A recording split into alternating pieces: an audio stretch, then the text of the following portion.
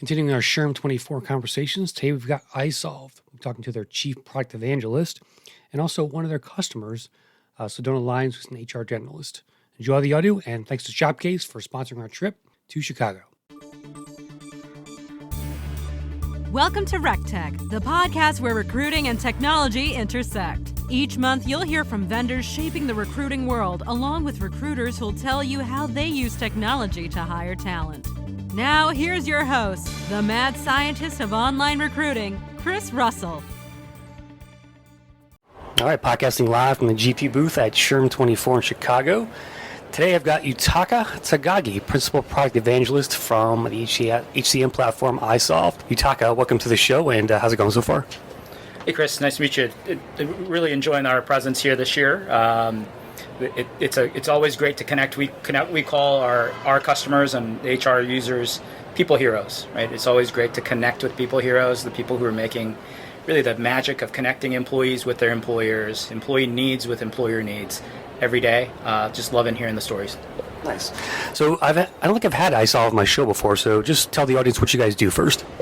Yeah, so we're a comprehensive human capital management solution provider, but we go beyond sort of your typical hire to retire sort of solutions. One aspect that's a little different from us is that we don't necessarily require that you get our core HR or payroll up and running. You can kind of modularly pick what parts of the solution suite you want. So if you want recruiting, you want talent management, or you want that core HR and the workforce management aspects, we can kind of pick and choose.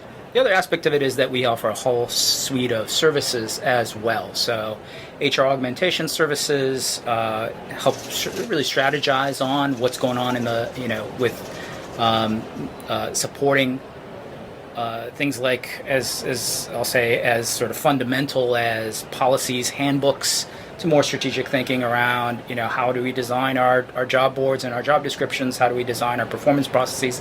So we offer a whole suite of services, HR services, benefit services, et cetera, to support our customers as well.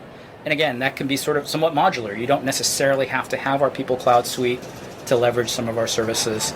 And we really aim to serve small, mid-sized organizations, generally here in the United States. Sweet spot? That's definitely our sweet spot. Is, I'll say, between 50 and 500 employees tends to be our sweet spot across really all industries across the United States and certainly all 50 states. Now, is employee experience kind of your core, would you say, as a product, or? Yeah, I think that's really what we really focus on in terms of how do we find value in an HCM. Really that connection between what does the employee want and need out of work in their lives, and what does the employer need out of that employee at that time, right? Is it a certain set of skills? There's certainly the conversation around sort of skills-based talent management, skills-based hiring. Certainly one of the things trends that we see. Or is it a set of credentials or whatever the case might be? Really aligning what the employee wants and needs out of work with what does the employer need out of them. Now, as part of that is getting the right person hired, right? Advertising the right jobs. I mean, these are some of the talent acquisitions. That certainly is your area of expertise. But also then getting them paid correctly, making sure they're scheduled correctly, making sure we measure that talent. And then in those spaces between work, right? How do we ensure that we're engaging those employees through things like employee resource groups and other sort of communities that they can have, so that employees feel more connected with the work and the workplace. How's the company? How many employees? Give me some background. Sure. The organization has been actually around since the mid-'80s. We started right after the COBRA Act, Consolidated Omnibus Budget Reconciliation Act of 1986 was passed, and so that really was the genesis of our organization. Started as an organization called Infinisource, providing employer services around COBRA and benefit continuation. And then we kind of continued on from there and built up to this full suite HCM technology platform along with the set of services that I mentioned earlier. We have about 2,500 or so employees. and we serve over 170,000 organizations, over 7 million employees tracked and managed through our human capital management system. Very cool, very cool. Yutaka, how would you define the employee experience? Can you talk about that? Yeah, it's everything about what the employee finds, right, in their connection to the employer. So every single touch point there around when they first start to look for a job at your organization, whether that's in an active outreach program or they're coming to your website. So all the sort of perception that they gather about that. Now, certainly, so when we think about employee, if I put that in air quotes there, it begins at the point of hire, right? When they get hired and start onboarding and really start acclimating to the culture of the organization. I think one of the things that we see in some of the data points around sort of employee expectations and where some things are maybe falling off a little bit, or there's a little gap today. Some of the things we see are things like where employees don't necessarily know what workplace norms are. I think we see some of that in some of the data because I think there's definitely a bit of a generational gap, right? When you look at some of the Gen Z workforce in particular, they entered the workforce just as the pandemic was getting started. Sort of, working from home was sort of what they got hired into, perhaps, or very early on into their careers. And now maybe there's a return to office or hybrid arrangements, and employees don't really know what those expectations are. And so I think that's one of the things we see in sort of employee experience. All right, how do we establish those norms? What does it mean to be back in the office? What does hybrid work mean? We saw this actually in the Harris poll published a thing a couple of weeks ago around they called it quiet vacationing, right? This idea that a lot of folks are taking vacations or PTO without filing PTO, right? They're just kind of going somewhere else and quote unquote working, and so that so like I think that one of those things is around that. What are those expectations? What does taking time off look like? And what should that mean when you take time off, right? I think those are some of the fundamental things around employee experience that are, a part of, I think, some of the gaps that we're seeing. So what are some of the use cases for iSolved when it comes to the employee experience? Give me a couple of specific examples of how you work with an employee and what your touch points there. Sure. I think from an onboarding perspective, again, that's kind of really where we want to begin, right? Again, certainly during the talent acquisition process, setting expectations appropriately. But once they accept that offer, I think the sort of table stakes around onboarding are let's getting the paperwork part of it out of the way. But again, establishing sort of those communication points, establishing learning early on. We know that that's one of the key parts of value that employees see and the really expectations that they have of the employer, that you're going to provide learning opportunities for them. And so really inserting learning right up front and throughout the employee life cycle, that's certainly a key component of what we call learn and grow in the iSolved suite.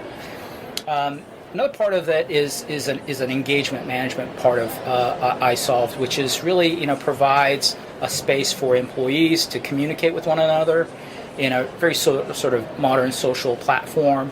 They can earn reward points for participating in conversations, giving kudos to each other, etc. And those rewards points could be turned into maybe company swag or gift cards, things like that. Again, just as a part of the sort of the rewards and recognition component of what some of our customers are trying to do. So those are some of the things that we see being effective for our customers in helping to create that culture, help create communication, transparency, and establish those norms for those employees. So you haven't mentioned the word AI yet. Is that coming from iSolved? Or talk to me about how you think AI is going to affect the future of the employee experience, maybe? Yeah, the joke I always give is that this is the year 2024, and so I'm contractually obligated to talk about AI, right?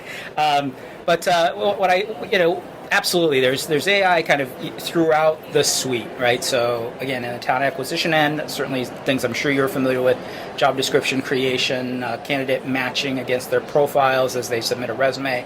Some of those things that just help reduce sort of the administrative burden on recruiters as they field, dozens, hundreds of resumes.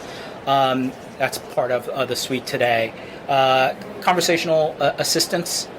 We released a plugin to Microsoft Teams last year that allows conversational feedback to happen. So employees can, say, just in Teams, start querying the iSolved bot, if you will, and ask about, hey, what does my time off look like? What do my pay statements look like? But now we're expanding that this year, taking it out of Teams. The Teams part's going to stay, but also building it into the iSolved platform, so that right directly in that employee self-service experience, employees will be able to ask those questions, and then take it to the next level, which is what we call always-on HR, where we'll be able to upload policies, handbooks, any sort of documentation.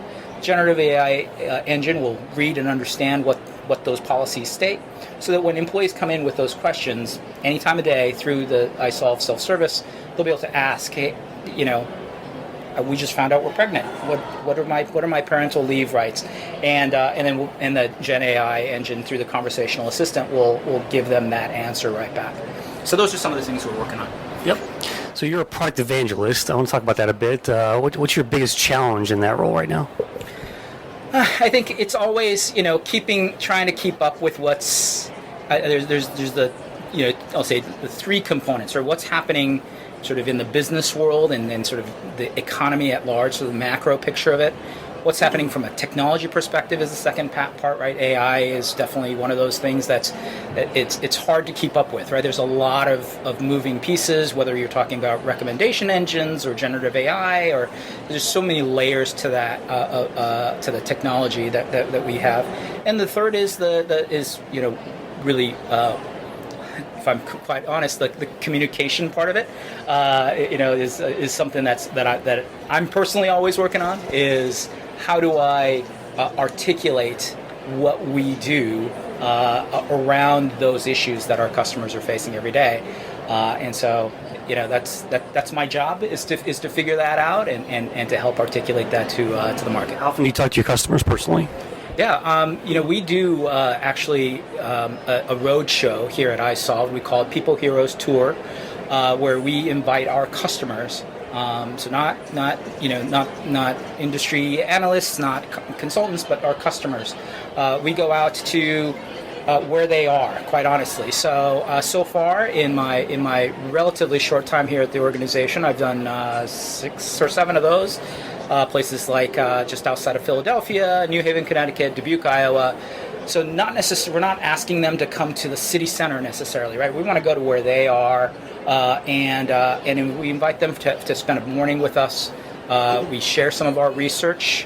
We ask them to chat with one another, to network. We feed them a little bit of lunch, and we get feedback there. So we do that about once every other week or so, and we do that throughout the year. So this year, I think we're doing about 30 of those throughout the country. Nice. Yeah, your customers must give you a lot of feedback about the product. What's one thing they told you to do that you actually implemented? Yeah, I think one of the big things is the user experience. One of the things that we did 4 or 5 years ago was we rebranded our organization.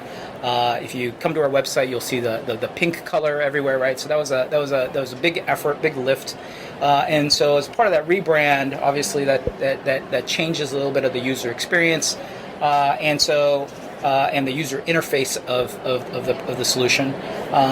Key thing that we did as a part of that was releasing a mobile app. And so that was definitely sort of the I'll say low-hanging fruit that we hadn't done, that we implemented, I think 2022 or 2023, to put an actual app rather than just a web app out there, so that we have one place that our customers can tell their employees, go download the app, get access to all the things that they do in iSolved. And so that was one of the things that we did, was around that user experience and user interface part of it, to provide some value to our customers. Cool. You guys hiring at all? Absolutely, we're always hiring. So iSolvedHCM.com is our website. You'll find a whole host of roles. Particularly, we continue. We're always hiring in our customer facing roles. So whether that's the sales side or our customer support, customer account management, those tend to be areas that we're always hiring in. Awesome. Well, great to meet you, and thanks for your time today. Thanks, appreciate it, Chris. Looking for your next HR technology role? Go to your browser, type in hrtechjob.com, and browse hundreds of jobs with the best HR technology vendors. HR tech professionals finally have a dedicated job marketplace to find work or be found. Sign up for job alerts or post a resume. Discover jobs with companies like Workday, Phenom, HiBob, Deal, and more. You'll even find HR tech roles with employers in case you want to work with managing HCM or HRIS platforms. HR Tech Job, the only job market for HR technology careers. Join us at hrtechjob.com. Today I've got an HR generalist with me, our first practitioner on the show this week. Her name is Sedona Lyons. She is from Quick Supply Company based in Iowa. And they are in mining and construction, I think, right? She said. So we're going to talk to her a bit about what she's up to. She's also an iSolved customer, I believe. So we'll talk about that. But how's the show going so far? Is it your first SHRM? Or? It is my first SHRM, and I'm actually sponsored by iSolved because I am part of their People Hero community. Oh, great. Okay. So let's start there. What modules do you use, and how long have you been with them? Give me some details. So I've been with the company since 2022. We are a mining and construction, so we hire for blasters, CDL drivers, warehouse, some inside, some outside sales. But it's mainly going to be those blasters. Just in Iowa or elsewhere? No, we are in 15 states. So we are from North Carolina. And then we have some construction side of the business that are all the way over in Oregon and Utah. So we are kind of coast to coast. Do you yourself do any recruiting at all, or? I do not, and I prefer not to, if I'm 100% honest. What do your recruiters tell you about hiring now? What are the biggest challenges they say?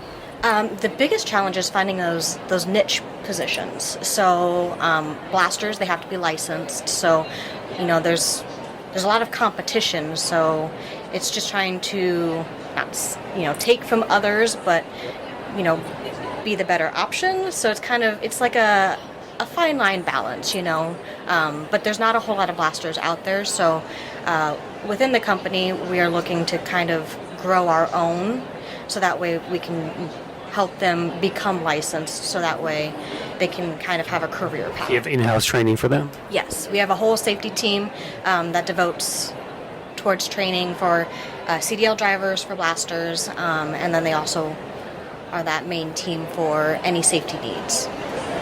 Other than iSolved, what's your HR tech stack like in terms of other software to use? So we mainly use iSolved for our system. So we use iSolved for applicant tracking for the recruiting side.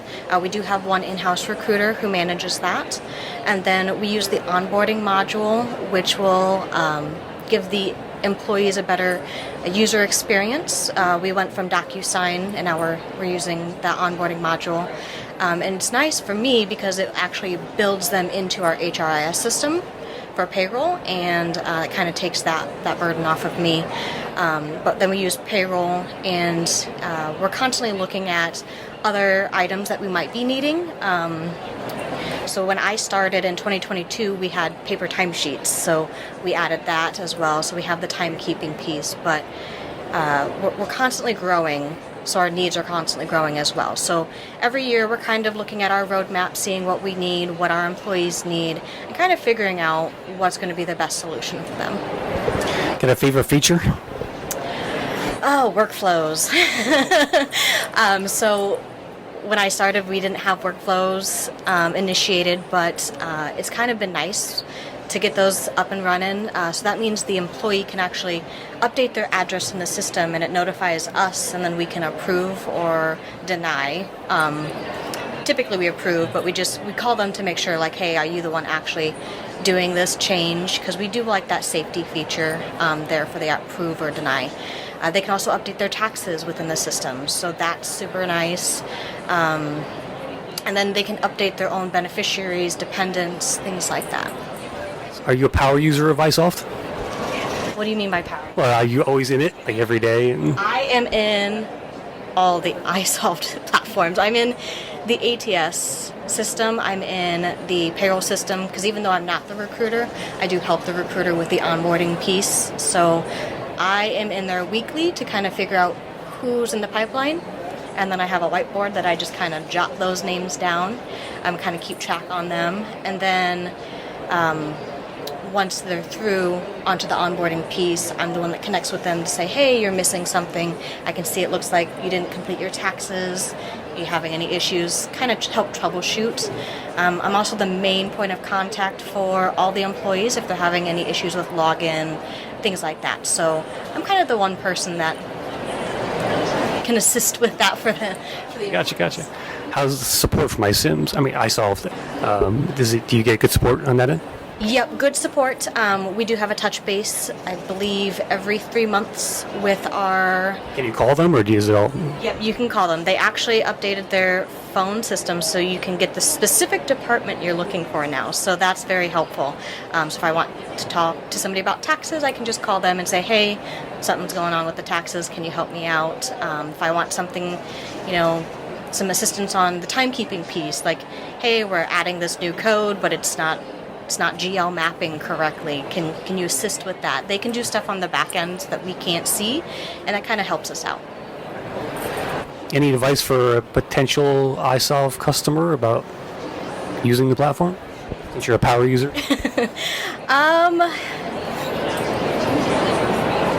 Learn the system in and out. So, they're going to give you the system, they're going to give you some training, but really know the system. That's really going to be your best. They do have university that gives you documents for training, so you don't always have to ask. You can look it up and find it yourself, but really knowing the ins and outs of the system is going to be their best. Cool. Well, thanks for your time, Sedona. Another episode of RecTech is in the books.